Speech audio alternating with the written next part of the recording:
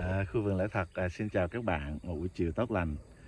Chiều hôm nay mình chia sẻ với các bạn về phần 6 những sai lầm khi mới bắt đầu với vườn rừng và phương cách giải quyết nó. Và phần này mình nói về việc sai lầm khi mới làm vườn rừng, đó là trồng cây chiết và cây ghép quá nhiều khi mới bắt đầu. Các bạn theo dõi hình ảnh và mình sẽ trò chuyện cùng với các bạn trong buổi chiều hôm nay ha, về lĩnh vực đó ha. Và các bạn theo dõi với mình nhé. Mình muốn chia sẻ với các bạn khi chúng ta mới làm vườn đó thì thường chúng ta rất là thích được trồng cây nhiều để mà chúng ta sớm có thu hoạch, sớm có trái để ăn và có thu nhập sớm. Và với cái mong muốn đó, vì yêu thích vườn mà, nên khi chúng ta mua về thì chúng ta thường muốn mua nhiều cây về để chúng ta trồng. Và nếu như mà cái mùa đó cái cây mà nó đang hot đó, nó đang có giá trên thị trường đó, và lại là những cái cây mà chúng ta thích nữa, chúng ta đã chủ đích ở trong tâm trí chúng ta để chúng ta mua về chúng ta trồng, mà lại gặp đúng cái lúc nó đang hot nữa, đang sốt trên thị trường đó, thì chúng ta lại càng thấy cái suy nghĩ của mình nó càng phù hợp nữa. Chúng ta vừa yêu thích mà nó lại đang lúc thị trường cũng đang sốt, đang có giá nữa, thì lúc đó rất là dễ cho việc chúng ta mua những cái cây chúng ta vừa thích mà nó lại vừa đang có giá trên thị trường, và chúng ta mua về chúng ta trồng. Thì lúc đó chúng ta sẽ mua những cái cây ghép nè, rồi chúng ta mua cả những cây chiết nữa, vì thường khi nó hot á, thì cây giống nó ít, và lúc đó chúng ta đang yêu thích quá nữa thì chúng ta dễ lắm, chúng ta sẽ mua vội vàng về và chúng ta trồng. Rồi thêm nữa là ngoài cái việc những cây chúng ta yêu thích thì những cái cây khác nữa chúng ta cũng muốn vườn nó sớm có thu nhập và sớm có trái, thì chúng ta cũng mua về. Và cây chiết và cây ghép là cái cách bình thường, thông thường của một người hay mua về mua cây về để trồng trong vườn. Nhưng khi chúng ta xây dựng vườn rừng đó thì chúng ta biết cây chiết đó là người ta trồng một cái hạt, gieo một cái hạt nó lên cái cây, và sau đó người ta cắt cái cứng ngọn nó đi và người ta ghép vào cái cây ghép chứ. Xin lỗi các bạn, thì người ta sẽ trồng cái hột xuống và cái cây nó lên thì người ta sẽ cắt cái ngọn nó đi, và người ta ghép một cái cây đã mang trái vào rồi, một cái cành của một cây đã mang trái vào rồi, cái ngọn của cái cành cây đó vào, tháp vào, và để cho nó rút ngắn cái thời gian cái cây mang trái của các bạn. Đó là cây ghép. Và cái cây thứ hai là cây chiết, là người ta sẽ khoanh cái thân cây và người ta bọc đất vào đó, và khi nó ra một chút rễ rồi người ta cắt, người ta bỏ vào trong bầu.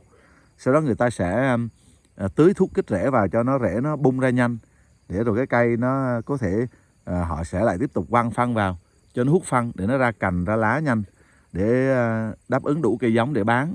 Vì chúng ta biết cái cây nó càng lớn thì cái giá nó càng cao, nên là người ta cũng ép nó để cho nó lớn nhanh, nó bung ra lá ra tán nhanh, để rồi cái cây họ có thể bán được cây giống với giá cao. Cây nhỏ thì 30, 50, cây lớn thì 70, 80, hay là 100, hay là 120, 150, thậm chí 200. Khi mà những cái cây mà nó đang hot thì như vừa năm ngoái đó, năm kia đó, thì cây sầu riêng năm ngoái chứ, thì cây sầu riêng người ta lúc đỉnh điểm nó sốt, người ta bán một cây thậm chí đến 140, 150, 160 gì đó, cây to các bạn. Vì người khác muốn nhanh có trái đó. Nhưng mà năm nay thì sầu riêng rất thê thảm ha. Thì vì họ dùng hóa chất đó các bạn, dư cadimi nhiều quá và chất ô vàng, nên là Trung Quốc nó không nhập, ăn vào thì bỏ tiền ra là mua sự chết cho mình đó các bạn. Thì trở lại với cái việc sai lầm đó là chúng ta mua về chúng ta trồng. Nhưng mà thường khi chúng ta mua một khu vườn đó thì chúng ta mua lại của những người làm nông nghiệp, và phần lớn thì họ đều làm nông nghiệp và hóa chất, dùng phân hóa chất. Những người có ý thức hữu cơ thì rất ít, và họ có dùng hữu cơ đi nữa thì cũng chỉ là ít thôi, và hay là họ dùng chung với hóa chất nữa, nên khu vườn nó hầu như là không có dư dưỡng chất. Còn nếu mà khu vườn chỉ dùng phân hóa chất rồi lại phun xịt cỏ nữa thì cái vườn đó hoàn toàn là đất nó bị chết các bạn, và các bạn cần phải thời gian phục hồi. Và khi các bạn về thì các bạn thiếu cái tầng tán che phủ ở bên trên, và phía dưới thì đôi lúc đất nó chưa được phục hồi, thậm chí là pH nó pH nó còn rất là thấp. và đất nó chặt, cây nó cũng không có dễ sống, nó rất khó để đâm rễ xuống, và vườn các bạn chưa có cái tầng sinh khối để mà để mà phục hồi đất đó các bạn, làm giàu đất. Tầng sinh khối đó là do mình trồng cây lên và cắt tỉa thả xuống để cho vi sinh vật ăn, lá rụng xuống cùng với phân của động vật, chim chóc đồ bay về thải xuống. Và cái tầng sinh khối đó nó dày thì nó mới có thể hút ẩm, giữ ẩm trong khu vườn, và ở trên có cái tầng tán che nắng đó thì nó hạn chế bốc hơi, ở dưới thì lại giữ nước được, giữ sương được, giữ nước được, thì khu vườn nó mới có độ ẩm. Hoặc là nó có lớp che phủ đất rồi, đất nó không đến mùa nắng nó không có bị phơi trần ra mà nó khô nhanh chóng hay là nó quá nóng. Và như vậy thì cây của các bạn mới có thể sống được. Nhưng mà khi mà bạn mua về đó thì bạn lo vội vàng trồng cây ghép, rồi trồng cây chiết. Và chúng ta biết cây ghép thì người ta trồng bằng hạt đó, nhưng mà khi nó lớn lên người ta cắt cái ngọn, người ta ghép cái cành vào á, thì lúc đó khi mà họ cắt cái ngọn á, thì lúc đó cái rễ cọc của nó đó các bạn, thường những cây ăn trái thì nó có rễ cọc, và cái rễ cọc nó bị cắt đi rồi, cắt cái ngọn thì cái rễ cọc nó cũng chết, và như vậy nó chỉ có ra rễ chùm thôi các bạn. Và muốn cho cái cây giống đó nó lớn lên nhanh để bán được giá thì người ta họ quăng cái thuốc kích rễ vào, rồi họ bỏ phân hóa học nữa vào để cho rễ nó hút nó nhanh, nó kích cái cây lớn lên nhanh. Và cái cây nó đã nóng đã yếu rồi, lại thêm là cái thuốc kích rễ đó, rễ nó được kích để bung ra, chứ nó không phải là rễ mà tự nhiên nó bò nó tìm nước và hơi ẩm dưới đất để mà nó đâm xuống, mà nó chỉ bung ra thôi, như một cái nùi giả vậy các bạn, như cái nùi chùi son nồi vậy. Rồi họ quăng phân hóa học nữa, nên cái rễ nó chỉ là cảm nhận và tìm phân và nước ở trên cái bề mặt nên cái rễ nó bung ra chứ nó không có bung ra một cục như vậy. Và thậm chí nếu các bạn mua về mà để ý thì rễ nó đi ngang và nó bung lên, chứ không có cái rễ nào mà nó chui xuống cả, ít lắm. Và khi các bạn trồng xuống như vậy thì đất đã chai rồi, mà rễ thì nó đã được quen chăm sóc theo cái kiểu là không phải là tự nhiên, nó không đâm xuống lại mất rễ cọc nữa. Đó là cái cây mình nói về cái cây bạn trồng cây ghép. Còn cái cây chiết thì nó hoàn toàn không có rễ cọc, và người ta cũng làm cách như vậy, nó bung rễ ra thôi. Và khi các bạn trồng xuống mùa mưa các bạn thấy nó vẫn ổn, vì mưa nó vẫn đủ nước và ở trên bề mặt vẫn luôn có nước, nên là cái rễ đó nó nằm ở trên, nó có thể lấy được nước, nó tồn tại. Nhưng mà khi qua mùa nắng đó, vườn của bạn chưa có cái lớp thực bì, cái tầng sinh khối ở trên đất để che cho đất không bị nóng, không bị khô. Rồi cái thứ hai nữa là tầng tán trên bạn chưa có đủ để che nó đủ nữa. Thì như vậy khi nắng xuống thì đất vừa khô nhanh, ở trên thì nóng cháy mà ở dưới thì đất khô, mà cây thì nó không có rễ cọc, nên là nó chỉ có rễ bề mặt thôi. Và thế là rễ bề mặt nó bắt đầu nó bị cháy, và sau đó cháy rễ rồi thì lá nó bắt đầu nó bị khô héo và cây nó bị chết. Và nếu bạn trồng cây ghép hoặc là cây chiết mà khi mới vườn bạn mới vừa mua về, mà nếu vườn đó họ làm phân hóa học và thuốc diệt cỏ, thì mình khẳng định với các bạn là 95% cây hoặc là 90% cây bạn trồng là nó sẽ chết. Và khi nó chết rồi thì các bạn sẽ rất là nản, vì vừa tốn tiền cây giống nè, và nếu mà năm đó mà các bạn mua những cái cây giống mà giá cao nữa thì coi như là khởi đầu của các bạn là một cú sốc đó, chứ không phải là bình thường đâu các bạn. Nếu các bạn xây dựng vườn rừng và bao nhiêu mộng mơ, bao nhiêu kiến thức của các bạn đó về vườn rừng đó, thì lúc đó các bạn thấy ủa, kiến thức mình thấy người ta cũng làm, cũng thực hành như vậy, và thấy quay lên video YouTube đồ tốt quá, mà sao bây giờ nó lại khó khăn đến mức độ như vậy. Thì các bạn quên mất là các bạn quên cái việc đầu tiên là các bạn phải xây dựng một cái khu vườn để nó hỗ trợ đã cho những cái cây bạn trồng. Và những cái cây tiên phong đầu tiên là những cây gì? Đó là những cây rừng, những cây tạp, là những cây rất là khỏe. Như vậy thì các bạn muốn trồng đó, các bạn phải trồng những cái cây rất là khỏe và trồng bằng hạt. Đó là lý do mà cây bằng hạt nó xuống đó, người ta không thích trồng cây bằng hạt, nhưng mà cây bằng hạt nó rất là bền vững. Khi một cái cây bằng hạt bạn trồng xuống là đầu tiên là cái rễ cọc nó sẽ đi sâu xuống dưới. Nên cái đất của bạn dù nó chưa tốt lắm, thì những cái cây mà nó có thể chịu nắng được, ví dụ như cây mít nè, cây điều nè, thậm chí là cây nhãn, cây vải, hay là các bạn trồng những cái cây che tầng tán làm mát cho khu vườn đó, những cây keo, cây đậu, cây tràm, cây bùn hay là cây sòi, thì khi các bạn nhìn thấy cái chồi non nó lú lên trong mùa mưa lên một khúc như vậy, có nghĩa là cái rễ cọc nó đã đâm xuống một khúc rồi. Và những cái cây trồng bằng hạt đó, Đấng Tạo Hóa làm rất là đặc biệt, đó là cái rễ nó phải cắm sâu xuống để mà nó làm gì? Nó tìm nước trước, nó phải sống trước đã. Cái việc sống là quan trọng. cái việc dinh dưỡng á, là cần thời gian, các bạn có thể bù đắp thêm cho nó, nhưng đầu tiên là nó cần phải có nước để mà nó sống, và nó cần phải đứng vững khi nó còn nhỏ, gió thổi vân vân. Nên là cái rễ nó phát triển trước, giống như chúng ta xây nhà thì cũng phải xây móng trước vậy. Cái nền đất nào mà yếu chúng ta cũng phải đóng thêm cọc rồi xuống cho nó chắc đất nữa mà. Còn nếu không thì chúng ta vội vàng xây ở trên thì cũng giống như cây rễ chùm vậy đó. Chúng ta cây nó bung lên nhưng mà sau đó thì gió thổi là nó lật, hoặc là mùa nắng đấy thì nó cháy hết à. Nên đó là lý do mà bạn phải trồng cây bằng hạt trước. Những cái cây khác bạn trồng gọi là cây ghép đó thì trồng bằng hạt, nhưng mà sau đó họ cắt cái ngọn, họ ghép cây vào thì cái rễ cọc nó cũng mất rồi, nên nó cũng chỉ còn rễ chùm thôi. Và sau đó cái rễ cọc nó có phục hồi lại đi nữa thì cũng rất là lâu. Nên cái năm đầu tiên đó các bạn trồng á, thì nó mà cái khu vườn bạn chưa có hỗ trợ tốt, chưa có phải là lý tưởng đó, thì chắc chắn nó sẽ chết. Mà để cho cái khu vườn trở nên lý tưởng thì các bạn phải xây dựng nó vài năm. Như vậy đầu tiên các bạn phải trồng những cái cây mà nó chịu gian khó trước, và nó phải có rễ cọc xuống. Thì khi rễ cọc nó đâm xuống rồi thì mùa mưa nó phát triển và rễ cọc nó đâm sâu xuống, thì mùa nắng các bạn chỉ cần cắt và tấp ủ nó thôi. Nếu ở trên các bạn thiếu tầng tán che phủ nó, thiếu nha, chứ không phải là không có nha, có nhưng mà chưa đủ, thì các bạn cắt cỏ xung quanh, các bạn tấp thì nó vẫn có thể vượt qua mùa nắng, và qua đến mùa mưa năm sau là nó sẽ phát triển rất khỏe. Song song với cái việc cái vườn của các bạn lại phát triển cái tầng tán che phủ, và cái lớp cắt tỉa của các bạn nhiều hơn, che được đậy đất nhiều hơn, thì đất năm sau của bạn cũng sẽ ít nóng hơn nữa. Thì như vậy cái cây của bạn chắc chắn sẽ sống. Rồi khi các bạn xây dựng khu vườn lên mà nó tầng tán nó ok, nó tốt rồi, lúc đó các bạn có thể trồng cây chiết cũng được, các bạn có thể trồng cây ghép cũng được. Nhưng mà đó là lúc khi cái vườn nó lý tưởng rồi, có nghĩa là nó luôn có độ ẩm ở trên tầng tán che mát phủ đủ, và khi mùa nắng đến đó, cái vườn nó không nóng nữa, để cho những cái cây mà nó không có rễ cọc sâu, nó chỉ rễ chùm thôi, thì cái vườn của bạn cũng đã đủ cái độ ẩm để nó có thể vượt qua mùa nắng.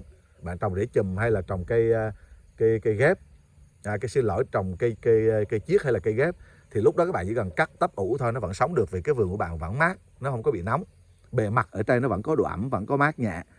Còn khi mà vườn bạn chưa xây như vậy, và bạn trồng bạn trồng không phải trồng bằng hạt, mà vừa về bạn trồng quá nhiều cây chiết và cây ghép, thì lúc đó các bạn đến mùa nắng các bạn chăm sóc rất là cực, vì cây nào các bạn cũng thấy khô héo cả. Các bạn đi cắt cỏ để các bạn tấp vào, nhưng mà cỏ lại không đủ, vì các bạn trồng quá nhiều nên là cỏ cắt cũng không đủ để tấp, vì nó quá nóng các bạn. Ở trên thì thiếu cây, và thế là cây của các bạn sẽ nhìn nó chết, nhìn nó ra đi trước mắt các bạn, và các bạn sẽ thấy là nông nghiệp nó quá vất vả, và sau đó các bạn nản lòng. Ở đây mình có một cái cây chiết cho các bạn xem trong khu vườn của mình. Đây là cái cây vải. Hồi đó mình trồng 2 cây, mình định mua là khoảng 5 cây hay 10 cây gì đó, mà còn 2 cây nên là mình 10 cây nhưng mà còn 2 cây chiết nên mình trồng đỡ 2 cây. Và mình trồng 2 cây trước nhà là mình định trồng để rồi sau đó nó có trái, và mình lấy cái trái đó ra, mình lấy cái hạt đó để mà mình trồng, mình nhân thêm ra trong vườn. Nhưng mà lúc đó mình bận quá, mình trồng cây chiết đó, nhưng mà mình cũng chẳng tưới gì cả và mình chỉ tách cỏ thôi. Và đến mùa nắng thì mình thấy nó gần như muốn chết rồi, và bây giờ mình tiếc cây giống, nên là mình phải chăm sóc nó. Thì cũng mừng là ở đây là nó gần cái giếng nè, và khi mình bơm nước lên giếng thì mình lôi cái ống ra mình tưới cho nó. Và cứ như vậy mỗi 1 tháng mà mình mới thăm vườn, thì lúc đó cây nó bắt đầu nó yếu, nó héo xuống, và mình phải tưới trong thời gian mình làm vườn, mỗi ngày nó mới phục hồi lên lại. Rồi 1 tháng sau mình về, 1 tháng sau lên lại là coi như là nó là yếu xìu, và mình lại phải tưới nước. Rồi mình ăn đồ ăn trong nhà mình phải đổ ra. Đó, các bạn thấy không? Nếu các bạn làm vườn rừng và mới có 2 cây thôi là mình thấy mình chăm cực lắm luôn đó các bạn. Còn những cây khác trong vườn là mình không chăm được rồi. Vườn mình rộng các bạn. Và những cây khác mình đã trồng. Nếu như các bạn theo dõi kênh của mình thì mình trồng có những cây sầu riêng nữa mà vườn nó chưa đạt đến độ lý tưởng. Và mình trồng những cây chuối lên để che phủ cho nó trong mùa nắng, nhưng mà bò nó vô vườn nó ăn hết mấy cây chuối các bạn, và không có cây che phủ. Và những cái cây sầu riêng mà mình trồng cây chiết đó nó chết hết. Lúc đó mình mua cây thực sinh là cây trồng bằng hạt lên cắt và ghép, nhưng mà nó không có, và thế là mình trồng cây chiết, và thế là nó chết hết các bạn, chết hết. Và bây giờ chỉ còn sót lại vài cây thôi, rất là yếu. Và những cái cây mà nó thật sự ở chỗ là gọi là vô cùng mát luôn, bây giờ nó mới sống các bạn. Nên để mình chia sẻ cho các bạn biết là cái cây chiết nó rất là yếu. Và nếu như các bạn khi bắt đầu trồng vườn và các bạn đang dự định trồng vườn thì nhớ những chia sẻ của mình. Và chỉ có những cái cây mà mình trồng bằng hạt như cây mít nè, cây điều nè và cây sòi thì nó lớn khỏe, và mình chỉ cần cắt tấp ủ cỏ thì nó lớn. Còn đây là một cái cây sòi bằng hạt, các bạn, ở dưới nhà mình đem lên mình trồng. Trồng bằng hạt nó thì nó sẽ như vậy đó. 12 hay 14 tháng nó như vậy đó các bạn. Nó chịu nổi qua mùa nắng được. Nhưng mà những cây khác mà không tưới và hoặc là không bón phân là nó sẽ chết, hoặc là không tưới, không bón phân thì nó vẫn có thể sống được, nhưng mà không tưới là nó sẽ chết. Và khi chúng ta trồng vườn rừng, khi mình trồng vườn rừng thì mình không có mình làm nông nghiệp vườn rừng chứ mình không có làm nông nghiệp công nghiệp hóa các bạn.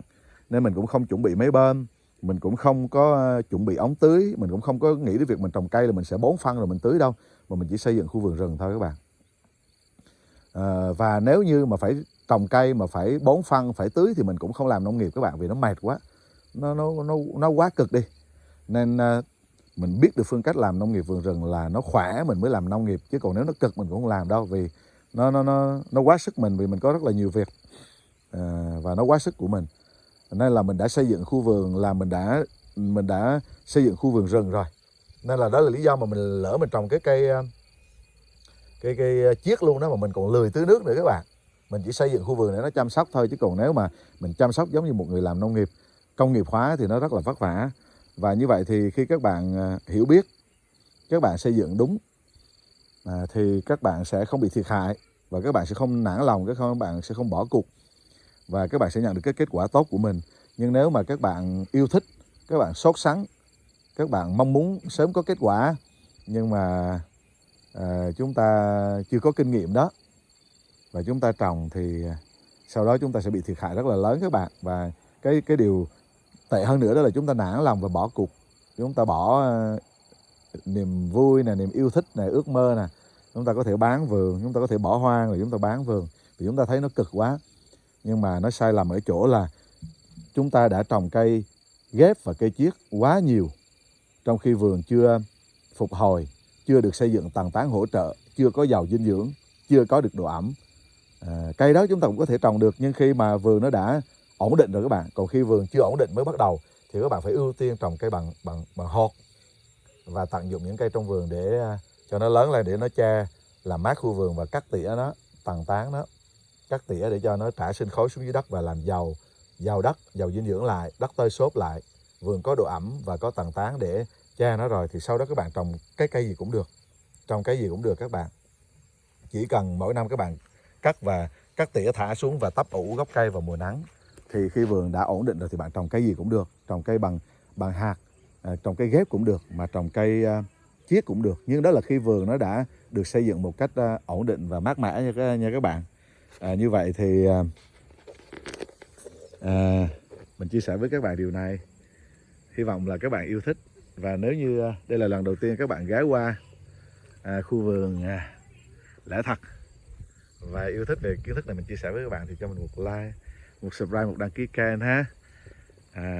Và hẹn gặp lại các bạn vào những vlog tiếp theo với những chia sẻ mang đến nhiều giá trị cho các bạn. Khu vườn Lẽ Thật xin chào các bạn, bye bye.